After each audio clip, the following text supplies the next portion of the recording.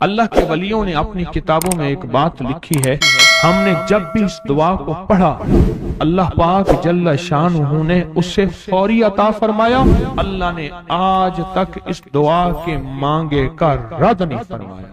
ایک واقعہ ہے حضرت علی کرم اللہ وجہہ کا۔ حضرت علی ایک سفر میں، تجارت کے سفر میں تشریف لے گئے، سفر تجارت میں آپ تشریف لے گئے۔ جب وہاں آپ تشریف لے گئے تو دیکھا ایک شخص ہے، جھونپڑی، اس میں سے کرہانے کی آواز آ رہی ہے۔ آپ اندر تشریف لے گئے تو صاحب خانہ نے اندر سے آواز دی، جو بھی صاحب آ رہے ہیں اجازت سے آئیں۔ سمجھ گئے اندر مستورات ہیں۔ وہ صاحب باہر تشریف لے آئے تو پوچھا کیا ہوا، کرہانے کی آواز کیا ہے؟ کہا میری بیٹی ہے، جنگل میں لکڑیاں لینے گئی، اس کے اوپر ایک درخت گر گیا کاٹتے کاٹتے، اور اس کی وجہ سے اس کی کمر ٹوٹ گئی ہے، اب یہ بستر پہ پڑی ہے، اب یہ بیچاری تکلیفوں اور دکھوں میں۔ آپ نے فرمایا کوئی مسئلہ نہیں، میں ایک عمل کرتا ہوں، تو ایسا کر صرف اس کا کپڑا لے آ۔ آپ نے اس کے کپڑے کو سامنے رکھا، اس کو کہا اس کو پکڑ، اور اس کی طرف یوں انگلی کی، اور یہ دعا جو اب ہم پڑھنے لگے ہیں، بس یہ دعا پڑھی، اور صرف چند بار ہی پڑھتی اندر آوازیں خاموش ہو گئیں، چپ ہو گئی۔ آپ نے فرمایا پوچھو جا کے۔ آپ وہ بندہ اندر گیا تو واپس آیا، کہا بیٹی کو نیند آ گئی ہے، آج کئی ہفتے ہو گئے ہیں، سو نہیں سکی، درد سے کرہا رہی تھی، اس کو نیند آ گئی ہے۔ آپ فرمانے لگے میں سفر میں جا رہا ہوں، جب واپس آؤں گا نا پھر پوچھوں گا، اگر کوئی تکلیف ہوئی تو پھر دم کروں گا، پھر دعا کروں گا، اور انشاءاللہ ٹھیک ہو جائے گی۔ آپ چلے گئے، آگے تشریف لے گئے تو آپ کے ہم سفر تھے، ان کی سواریاں تھیں، ان میں سے ایک گھوڑا تھا جس گھوڑے کو ٹھوکر لگی، چوٹ لگی، اس کے اگلے پاؤں کی ہڈی گھٹنا باہر نکل گیا، وہ ایک طرف ہو کے بیٹھ گیا، اس کا گھوڑا چل نہیں سکتا تھا۔ اس نے آ کے حضرت علی کرم اللہ درخواست کی کہ آقا اس کے لیے کچھ فرما دیں۔ فرمایا میں اس کے لیے دعا کرتا ہوں، یہ ٹھیک ہو جائے گا، اور آپ نے دعا پڑھنا شروع کر دی، اور فرمایا یہ اس کے ہاتھ پہ، اس کی ٹانگ پہ آپ نے ہاتھ پھیر دیا، جو معذور تھی، ٹوٹی ہوئی، نکلیا ہوا گھٹنا تھا، فرمایا ٹھیک ہو گیا۔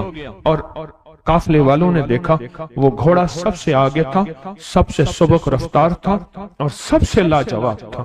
آگے ایک جگہ تشریف لے گئے تو قافلے کو پیاس لگی، پانی کی ضرورت تھی، کنواں دیکھا تو کنواں خشک تھا۔ آپ نے فرمایا کوئی بات نہیں، یہ دعا پڑھی، اور دعا کو پڑھ کے اپنا لعاب کنویں میں ڈال دیا۔ فرمایا کنویں میں پانی کا ایک جوش اٹھا، اور پانی اٹھا اور منڈیر سے باہر نکلا، لوگ پینے لگے تو آپ نے روک دیا، فرمایا مت پیو، کنویں کا جو کھڑا کالا پانی ہے وہ نکل جائے، اور پھر شفاف پانی جب نکلا فرمایا یہ پانی پیو، مشکیزیں بھرو، سواریوں کو پلاؤ۔ قافلہ چلتا رہا، آگے تشریف لے گئے، آگے دیکھا تو کھانا ختم ہو گیا، اتنا کھانا تھا کہ اب کھا لیں، آئندہ کیسے کھائیں گے؟ تو آپ نے فرمایا جو کھانا ہے لے آؤ۔ آپ نے کھانے کو رکھا، اوپر کپڑا ڈال دیا، اور یہ دعا پڑھنی شروع کر دی جو ابھی ہم بیٹھ کے پڑھیں گے، خوش قسمت ہیں۔ اور کپڑا ڈال کے فرمایا دعا فرمائی، یہ عمل فرمایا، یہ دعا پڑھی، اور اس کے بعد فرمایا دیکھو کھا لیا، اور فرمایا ہمارا 17 دن کا سفر تھا، اس 17 دن میں ہم نے کھایا، لوگوں کو کھلایا، جہاں لوگ آتے تھے ان کو بٹھاتے تھے، دسترخوان ہمارا تھا چند افراد کا، پھر سینکڑوں لوگوں نے کھایا۔ 17 دن کے سفر میں تھوڑی سی کمی بھی نہ ہوئی، جب گھر لوٹے تو وہی کا وہی ہمارا خزانہ، کھانا وہی سارا توشہ موجود تھا۔ آگے تشریف لے گئے تو ایک تجارت میں ایک دیکھا تو ایک بندہ ہے ٹھیکریوں پہ ٹھیکریاں مار رہا ہے، آپ اس کی طرف تشریف لے گئے، آپ نے اس کو جا کے دیکھا، لگتا ہے کہ تو پرانا جواری ہے۔ اس نے کہا جوا کھیلتا تھا، سب کچھ ہار بیٹھا ہوں، ہر چیز زندگی ختم ہو گئی ہے، آپ نے فرمایا اچھا ایسا کر توبہ کی نیت کر لے، اللہ سے توبہ کر لے، اور پھر میں تیرے لیے دعا بھی کرتا ہوں، عمل بھی کرتا ہوں، تو ایسا کر پتھر پہ پتھر مار، تیرا ہر پتھر سونے کا بنتا جائے گا۔ آپ بیٹھ گئے، اس نے ویسے ہی پتھر پہ پتھر مارا، اور جیسے بیچارہ بے بسی کی حالت میں پہلے مار رہا تھا، آپ نے دعا کرنی شروع کر دی، یہ دعا پڑھنی شروع کر دی، اور دعا پڑھتے پڑھتے دیکھا تو لوگوں نے پتھروں کی شکلیں بدلنا شروع ہو گئی، اور جو پتھر بھی اس کے ہاتھ میں آیا تھا وہ سارے پتھر سونے کے بن گئے۔ آپ نے سارا سونا اس کو دیا، چل پڑے۔ سفر میں آگے جاتے جاتے دیکھا کہ ایک شخص ہے، اس کے ساتھ ایک بچہ ہے، ایک بوڑھی عورت ہے، ایک بوڑھا گدھا ہے، اور وہ سارے پیدل چل رہے ہیں، گدھے کو سواری کو ساتھ لیے ہوئے۔ تو آپ نے پوچھا کیا ہوا؟ انہوں نے کہا ایک سانپ ہے جو اس گدھے کے پہ مسلط ہے، وہ سامنے بیٹھا ہے، وہ نیچے نہیں اتر رہا، ہم نے مارنے کی کوشش کی ہے، اس کی پھنکار سے عصا جل جاتا ہے، اور جلا ہوا عصا دکھایا، ڈنڈا جلا ہوا دکھایا کہ پھنکار سے ڈنڈا جل جاتا ہے، وہ مسلط ہے گدھے پہ، ہم پیدل چل رہے ہیں، منزل پہ ہے، سانپ مسلط ہے، اس کا کوئی حل نہیں۔ آپ نے فرمایا اس گدھے کو اس جھاڑی سے، اس درخت سے باندھ دو، اور باندھ کے آپ قبلہ رخ ہوئے اور یہ دعا پڑھنی شروع کر دی، اور فرمایا پھر دوسرے رخ ہوئے اور یہ دعا پڑھنی شروع کر دی، اور تیسرے رخ ہوئے اور دعا پڑھنے کے بعد آپ نے اس سانپ پہ پھونک مارا، سانپ چونٹی بن کے چھلانگ لگائی اور غائب ہو گیا۔ تو انہوں نے پوچھا آقا یہ کیا تھا؟ فرمایا یہ تمہارے اوپر ایک دشمن جن مسلط تھا جو کہ تمہاری جانوں اور عزتوں کا لٹیرا تھا۔ آخرکار آپ کے غلام نے آپ سے پوچھا آقا اگر آپ یہ دعا ہمیں سکھا دیں، چشمہ فیض سے گر ایک اشارہ ہو جائے، چشمہ فیض سے گر ایک اشارہ ہو جائے، لطف ہو آپ کا اور کام ہمارا ہو جائے۔ آئیں بسم اللہ کر کے اس دعا کو پہلے سنتے ہیں۔ یا وہاب حبلی من نعمت الدنیا والآخرہ انک انت الوہاب۔ اللہ کے ولیوں نے اپنی کتابوں میں ایک بات لکھی ہے، ہم نے جب بھی اس دعا کو پڑھا اللہ پاک جل شانہ نے اسے فوری عطا فرمایا، ورنہ اس کے نسبت عطا فرمائی، اور ورنہ چند لمحوں میں عطا فرمایا، ورنہ چند دنوں میں۔ اللہ نے آج تک اس دعا کے مانگے کا رد نہیں فرمایا۔ رزق کی وسعت کے لیے جو میں بتاتا ہوں کہ بندہ ہے 129 دن اور 129 دفعہ سورۃ کوثر پڑھ اور پھر آنکھوں سے رب کی طاقت کے جلوے دیکھ۔ 129 دن اور 129 بار۔ آپ بتائیں جو یہ پڑھتے ہیں 129 بار سورۃ کوثر کتنا وقت لگتا ہے؟ صحیح بتائیں، اگر نہیں پڑھتے نہ بتانا۔ 10 منٹ کی آواز بھی ہے، 7-8 منٹ کی آواز بھی ہے، 15 منٹ کی آواز بھی ہے، ہم 15 منٹ لے لیتے ہیں، 15 منٹ لے لیتے۔ کیا روزانہ کے 15 منٹ ہمارے لیے مشکل ہے؟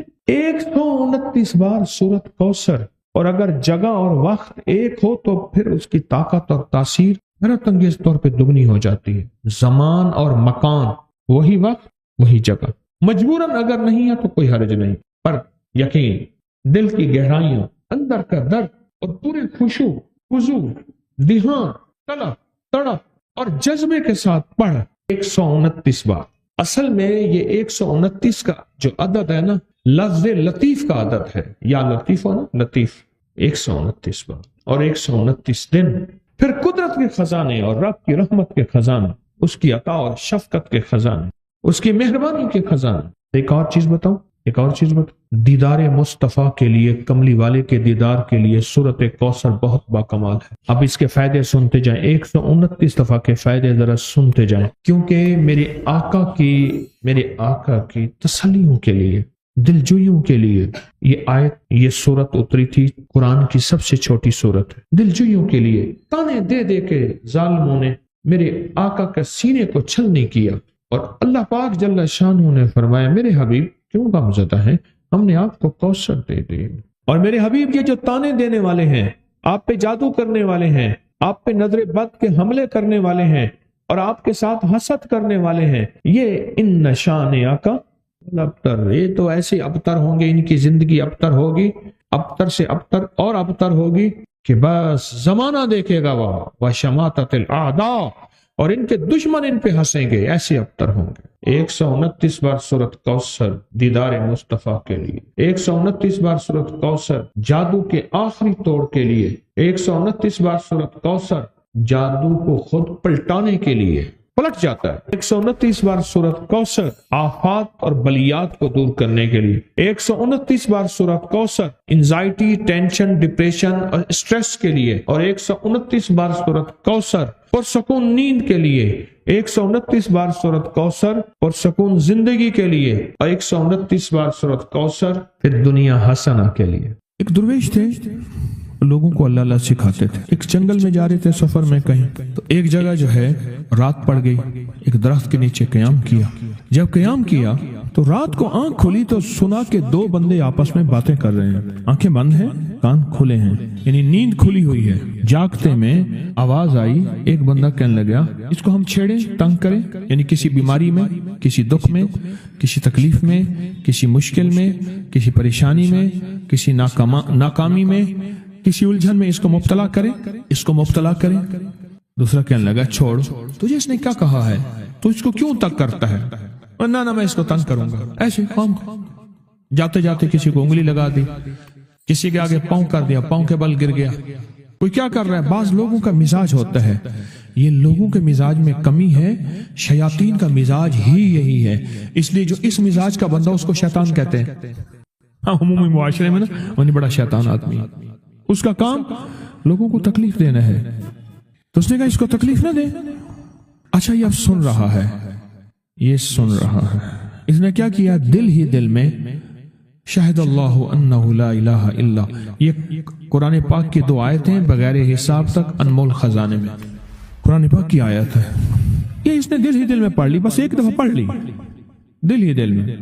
جب دل ہی دل میں اس نے پڑھ لی، دل ہی دل میں، جب دل ہی دل میں اس نے پڑھ لی، اب دوسرا کہتا ہے جو نیک تھا، شریف تھا، ایک شریر تھا، انہوں نے کہا اب بتا، تیری اور میری ذمہ داری ڈیوٹی لگ گئی ہے، صبح تک کسی حفاظت کرے۔ تجھے کہا تھا نا نہ چھیڑے اس کو، اب تیری میری ذمہ داری لگ گئی ہے کہ صبح تک اس کی حفاظت کرے۔ اس نے کیا کیا؟ بے بس تھا، دو جنات ہیں، ایک شریف ہے، ایک شریر ہے، اور مجھے تکلیف دینا چاہتے ہیں، کیا کریں؟ اس نے فوراً اس ہستی کو پکارا جس نے اس نے کہا تھا اماں، اس نے فوراً اس ہستی کو پکارا جس کے ہاتھ میں کائنات کے سارے راز، طاقتیں، قوتیں ہیں، اور اس ہستی نے کیا کیا؟ اب ان کی ڈیوٹی لگا دے، اب ان کی ذمہ داری لگا دے، یہ صبح تک اس کی حفاظت کریں جب تک وہ نہ جاگے۔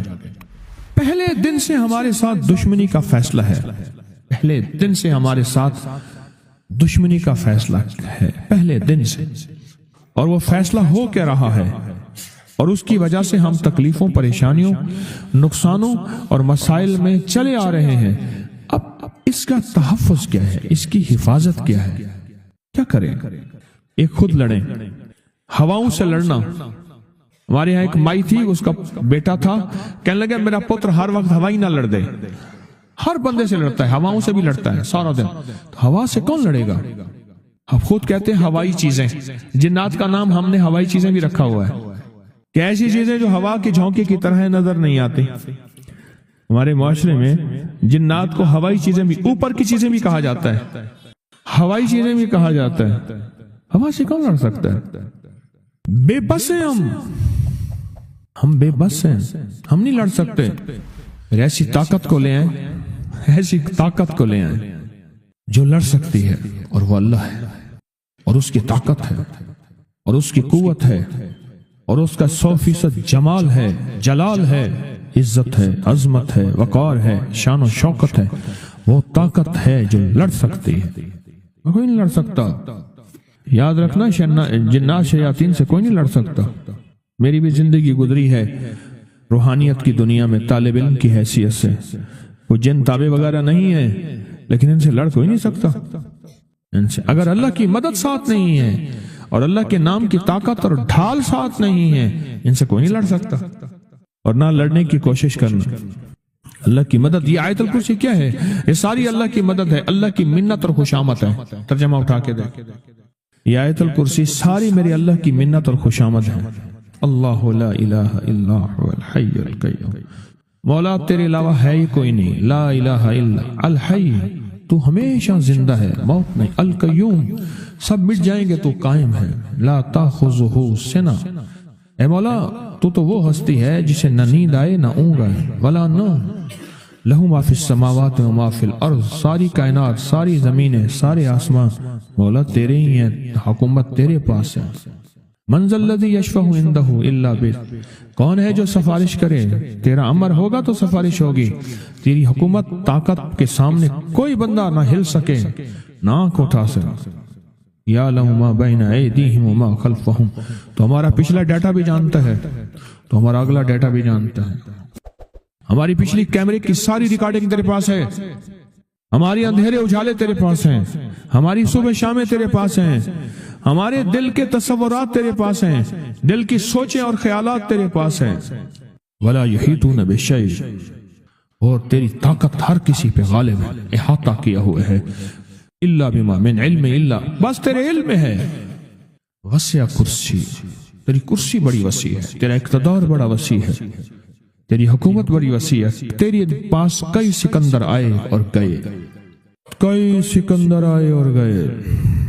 میں خوارزم میں گیا، وہاں بخارا سے آگے، بہت آگے، وہاں کا سفر تھا جہاز کا، بہت آگے، وہاں کئی میلوں میل، وہاں ایک شہر تھا، اس کا نام تھا نوراتا۔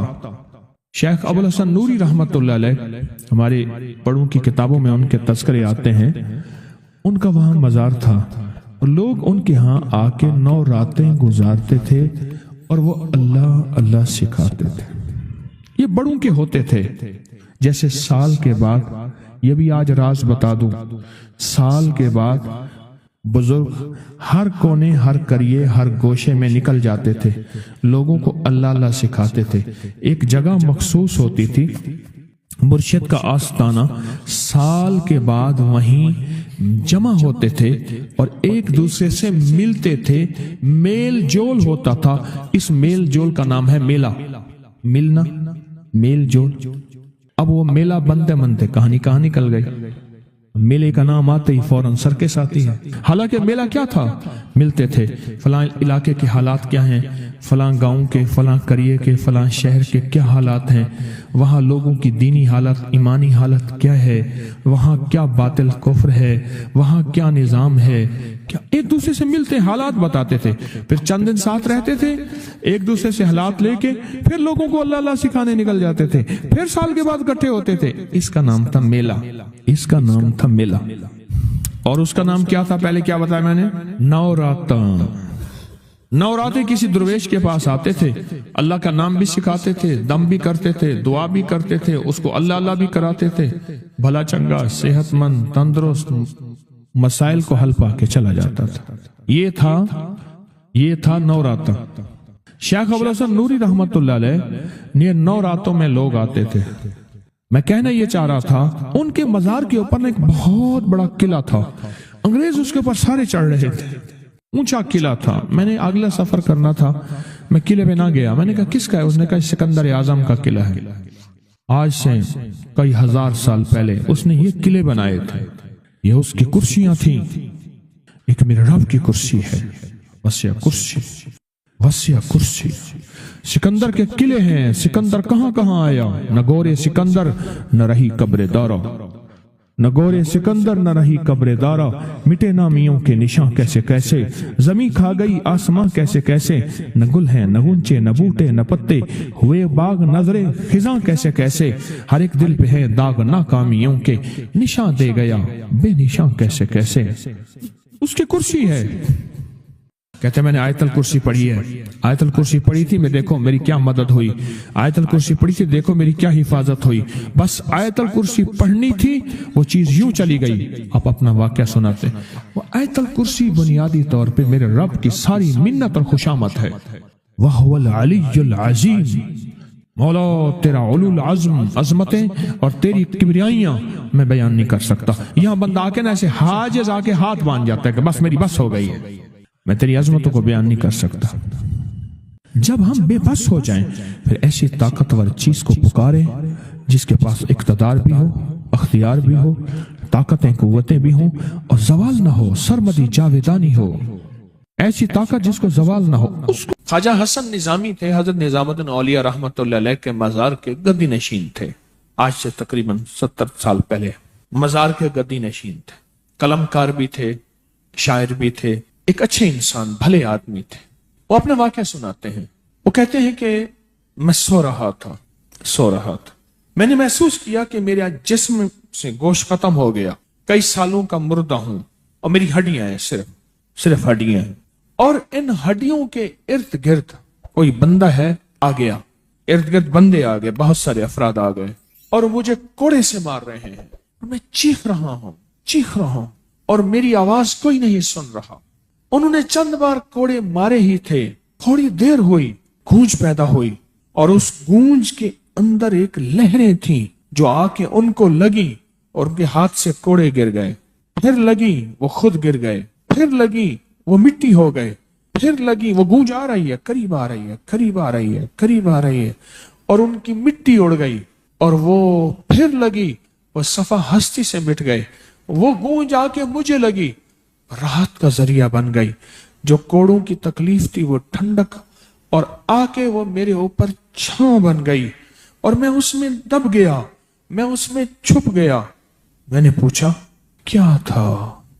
کہا تیرے حاسد تھے، تیرے دشمن تھے، جادوگر تھے، ظالم تھے، تکلیف دینے والے، تجھے مٹا دینے والے، تیرے ساتھ انتقام لینے والے، تیری خوشیوں کو ختم کرنے والے، تجھے غم کے زہر کا پیالہ پلانے والے، تیری راحت کو چھیننے والے، تیری زندگی کو تلخ بنانے والے، تیری خوشیوں پہ خوش نہ ہونے والے، یہ سارے کے سارے وہ ظالم تھے. اور کہا یہ کیا تھا؟ کہا کسی بے چین کی دعا آئی تھی، تیرا کام کر گئی. کہا وہ کہاں سے آئی تھی؟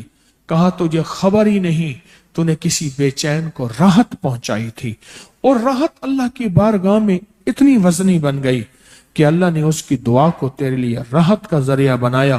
تو نے اس کو راحت پہنچائی تھی، اس کی دعاؤں نے تجھے راحت. ہمیں دعاؤں کی ضرورت ہے، ہمیں دعاؤں کی ضرورت ہے. کہا سن لینا، آج ایک موتی دے رہا ہوں، ساری زندگی یاد رکھنا. کہا جو مرشد کی اور والدین کی سختیوں اور تلخیوں کے باوجود بھی دل سے تابعداری کرتا رہا اور خدمت کرتا رہا، مرشد کی اور والدین کی سختیوں اور تلخیوں کے باوجود تابعداری کرتا رہا اور خدمت دل سے کرتا رہا، اور میں اللہ جل شان ہوں اسے بغیر مشقت کی ولایت دیں گے. یہ مجھے کسی نے بتایا ہے، 100% بتایا. مرشد کی اور والدین کی سختیاں اور تلخیوں کے باوجود بھی 100% خدمت کرتا رہا اور تابعداری کرتا رہا. یہی الفاظ ہیں اور یہی کے الفاظ یاد رکھیے گا کبھی پوچھوں تو.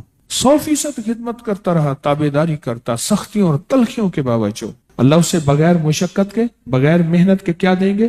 ولایت دیں گے. اور اللہ اسے بغیر کمائے تونگری دیں گے، اور اللہ جل شانہ